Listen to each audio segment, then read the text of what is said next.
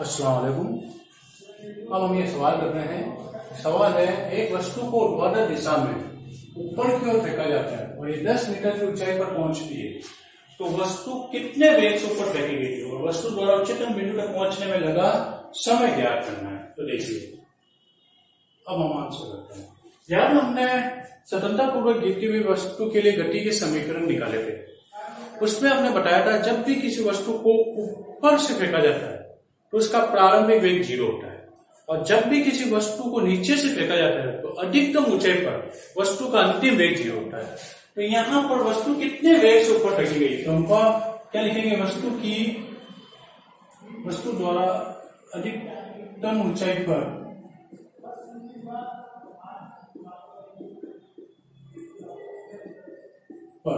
वस्तु द्वारा अधिकतम ऊंचाई पर अंतिम वेग v बराबर क्या होगा? 0। ठीक है, वस्तु द्वारा अधिकतम ऊंचाई पर अंतिम वेग क्या है? 0। और अधिकतम ऊंचाई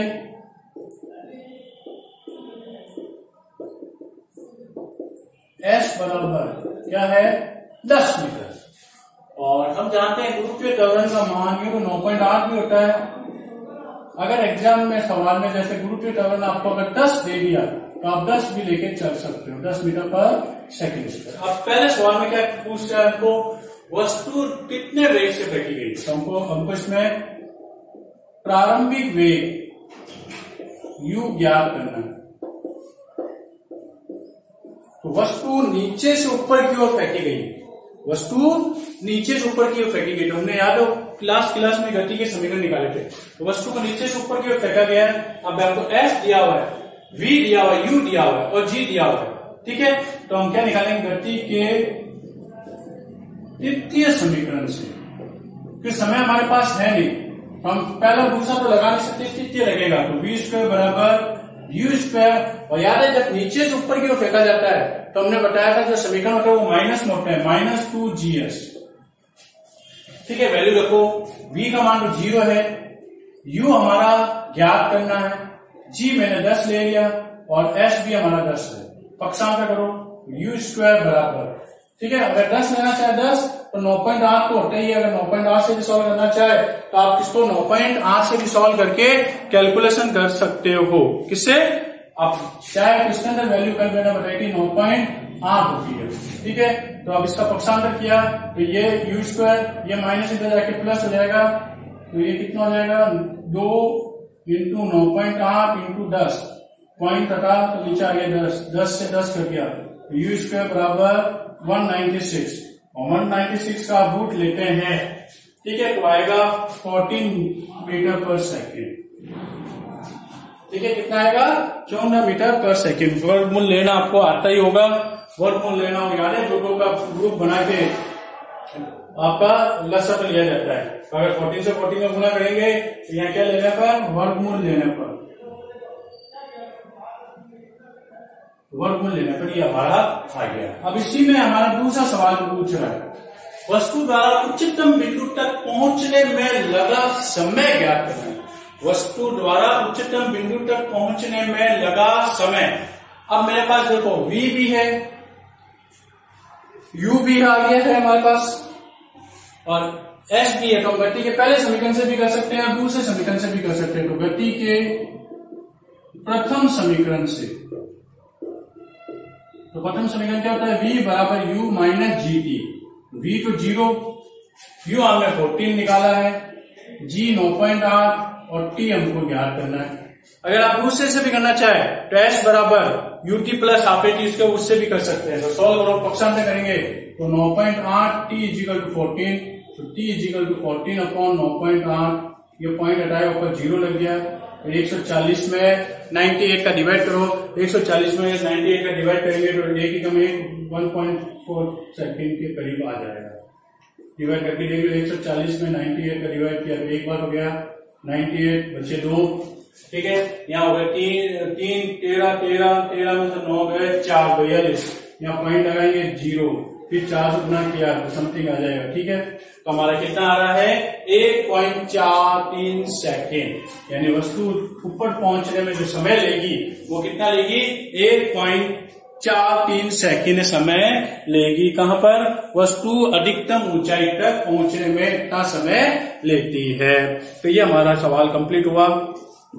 अब हम और सवाल करते हैं। एक वस्तु का द्रव्यमान 10 किलोग्राम है, तो उसका भार निकालना है हमको।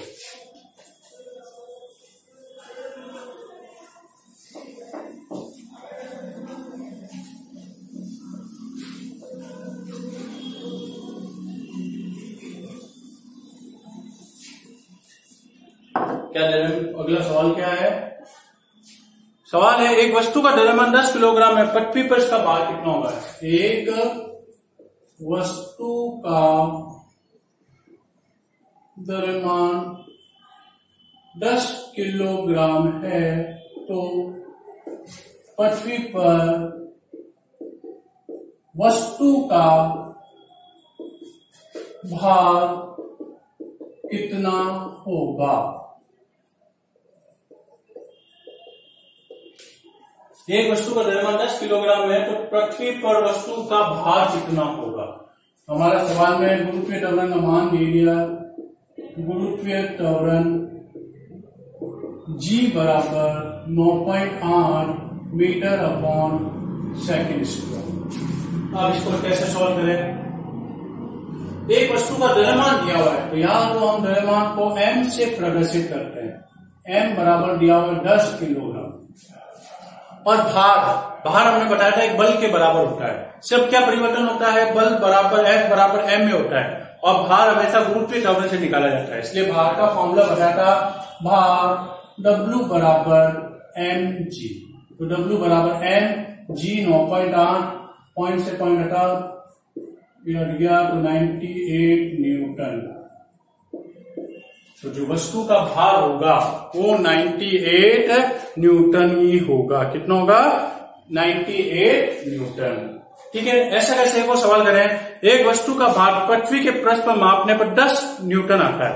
क्या सवाल है? एक वस्तु का भार पृथ्वी पर 10 न्यूटन है। एक वस्तु का भार पृथ्वी पर 10 न्यूटन है, तो उसका भार चंद्रमा की सतह पर कितना हो? तो उसका भार चंद्रमा की सतह पर कितना होगा? तो उसका भार चंद्रमा की सतह पर कितना होगा? आंसर है हमारा, एक वस्तु का भार पृथ्वी पर 10 न्यूटन है। तो यार हमने क्या था? चंद्रमा पर किसी वस्तु का भार बराबर पृथ्वी पर वस्तु का भार अपॉन 6, हमने फॉर्मूला निकाला था। ये सब सांख्यिक प्रश्न होते हैं जो अगर फॉर्मूला याद है तो ही कर पाते हैं। तो क्या बनाया था? याद हो, चंद्रमा पर वस्तु का भार बराबर, चंद्रमा पर वस्तु का भार बराबर पृथ्वी पर वस्तु का भार अपॉन 6। ठीक है, तो अब सीधा साधा देखो, एक वस्तु का भार पृथ्वी पर 10 न्यूटन दिया हुआ है, तो यहाँ 10/6 कितना जाएगा? 5/3। 1 एकम 3 एकम 3 बचे 2। ठीक है, बच गए 2 और 3 6, 1.6 न्यूटन के करीब आ जाएगा। तो कितना जाएगा? 1.6। आगे और कैलकुलेशन करें तो 7 भी आ सकता है। तो ये क्या आ गया? चंद्रमा पर वस्तु का भार। तो जब भी किसी चंद्रमा पर वस्तु का भार निकालना है तो वो पृथ्वी के भार का 1/6 होता है। यानी पृथ्वी पर जो वस्तु का भार है उसमें अगर हम 6 का भाग दे देंगे तो चंद्रमा पर क्या आ जाएगा? वस्तु का भार आ जाएगा। तो चंद्रमा पर वस्तु का भार कैसे निकालते हैं? पृथ्वी पर वस्तु का भार अपॉन 6 करेंगे तो हमारा चंद्रमा पर वस्तु का भार आ जाता है। इसी प्रकार याद हो, हमने एक आपेक्षिक घनत्व की भी परिभाषा बताई थी। आपेक्षिक घनत्व बताया था किसी वस्तु का घनत्व अपॉन पानी का घनत्व। तो आपेक्षिक घनत्व पर भी एक सवाल करें अपन। ये सब आंकिक प्रश्न होते हैं। अगर आपको फॉर्मूले याद है तो ही आप आंकिक प्रश्न सॉल्व कर पाओगे, नहीं तो आंकिक प्रश्न किसी भी हाल में सॉल्व नहीं होते हैं। तो देखिए सवाल क्या दिया हुआ, चंद्रमा का आपेक्षिक घनत्व 10.8 है। क्या सवाल है, चांदी का आपेक्षिक घनत्व 10.8 है। याद हो, हमने आपेक्षिक घनत्व के बारे में बताया था, आपेक्षिक घनत्व बराबर किसी वस्तु का घनत्व बटा पानी का घनत्व, और हमने बताया था आपेक्षिक घनत्व मात्रकहीन होता है। क्या होता है, मात्रकहीन होता है। इसलिए यहाँ देखो हमने आपेक्षिक घनत्व का कोई भी मात्रक नहीं लगाया, नहीं तो हमेशा कोई भी राशि होती है उसका हमेशा मात्रक होना जरूरी है, परंतु ये क्या है, आपेक्षिक घनत्व मात्रकहीन राशि है, इसलिए चांदी का आपेक्षिक घनत्व 10.8 है। तो चांदी का घनत्व ज्ञात कीजिए।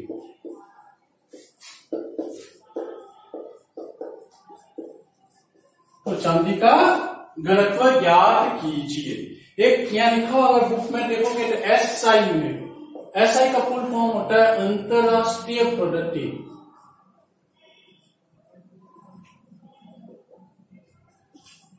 SI का फुल फॉर्म क्या होता है, इंटरनेशनल सिस्टम। क्या होता है, इंटरनेशनल सिस्टम, जिसको हम कहते हैं अंतरराष्ट्रीय पद्धति। यानी वर्ल्ड में कहीं पर भी जाओ यह पद्धति काम में आती है, इसलिए इसको SI पद्धति कहते हैं। क्या कहते हैं, SI पद्धति कहते हैं।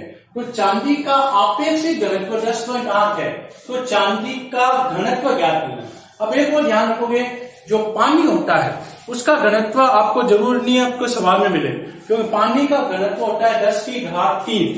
क्या होता है, 10 की घात 3 होता है। तो हम आंसर करते हैं, पहले यहां लिखेंगे हम पानी का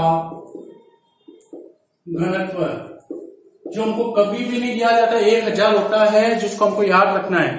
यानी पानी का घनत्व जो होता है उसको हम 1000 लिखो या 10 की घात 3, और घनत्व होता है द्रव्यमान बराबर, एक सूत्र होता है आयतन इंटू घनत्व।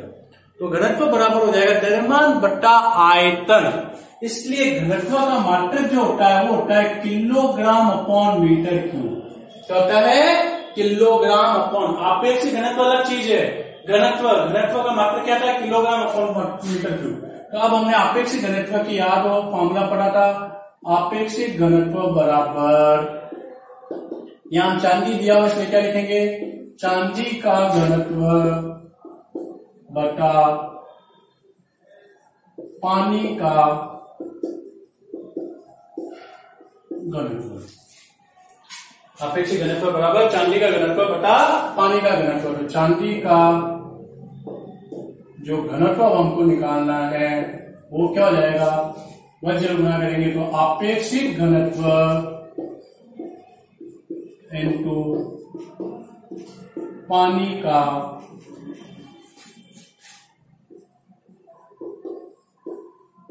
घनत्व। आपेक्षिक घनत्व हमको सवाल में दिया हुआ है 10.8, और ये मैंने बता दिया 10 की घात 3 यानी 1000। 10 की घात 3 लिखो या 1000 लिखो, एक ही बात है। तो ये हमारा क्या हो गया, 10 की घात 3 यानी 1000। ये पॉइंट हटाया तो एक नीचे 10 आ जाएगा, एक 0 से एक 0 कैंसिल आउट, 108, कितने जीरो लग रहे हैं, 2। ये हमारा किसका आ गया, चांदी का घनत्व आ गया। क्या आया है, किलोग्राम अपॉन मीटर क्यूब। तो ये हमारे किसके अंदर आता है, चांदी का घनत्व आता है। यानी आपेक्षिक घनत्व का क्या फॉर्मूला होता है, आपेक्षिक घनत्व बराबर किसी भी वस्तु का घनत्व बटा हमारा पानी का घनत्व। परंतु सवाल में पानी का घनत्व नहीं दिया जाएगा, इसलिए पानी का घनत्व जो होता है उसकी वैल्यू याद रखनी है। पानी का घनत्व होता है 1000 किलोग्राम अपॉन मीटर क्यूब। तो ये हमारे अलग अलग सवाल हमने सॉल्व किए हैं। एक सवाल तो हमने क्या किया है, एक ध्यान रखोगे, स्वतंत्रतापूर्वक गिरती हुई वस्तु की गति के समीकरण जो निकाले थे। जब भी किसी वस्तु को ऊपर से स्वतंत्रतापूर्वक गिराते हैं, अगर सवाल आ जाए ऊपर से फेंक रहे हैं, तो उसका प्रारंभिक वेग u बराबर 0 लेंगे। प्रारंभिक वेग u बराबर 0 और स्मॉल a बराबर g यानी गुरुत्वीय त्वरण लिखे उसको सॉल्व करेंगे। और जब भी किसी वस्तु को नीचे से ऊपर की ओर फेंके तो वो प्रारंभिक वेग से फेंकी जाएगी, परंतु जब वस्तु अधिकतम ऊंचाई पर पहुंचेगी तो उसका जो अंतिम वेग होता है वो v बराबर 0 देंगे।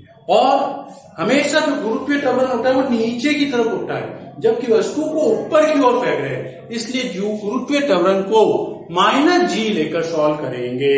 वह g की जो वैल्यू होती है 9.8 होती है। अगर एग्जाम में 10 दी हुई तो आप 10 से सॉल्व करोगे, नहीं तो g का मान 9.8 ही लिया जाता है। तो ये हमारे गुरुत्वाकर्षण के कुछ अलग अलग आंकिक प्रश्न हो गए हैं और बाकी सवाल हमने इसके जो है वो कर लिए थे। बहुत सारे जो परिभाषा लिखी थी वही सवालों के रूप में नीचे दिए हुए हैं।